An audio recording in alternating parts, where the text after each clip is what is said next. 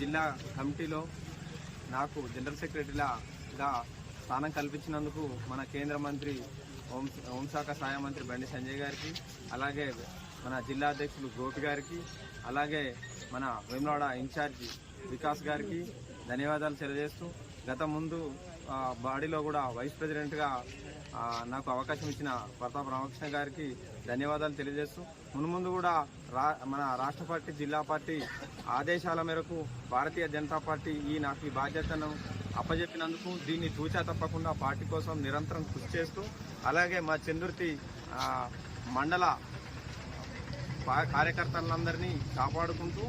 అలాగే జిల్లాలో కూడా నా వంతు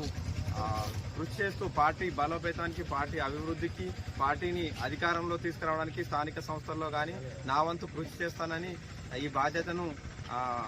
నిర్వర్తిస్తానని తెలియజేస్తూ, నాకు సహకరించిన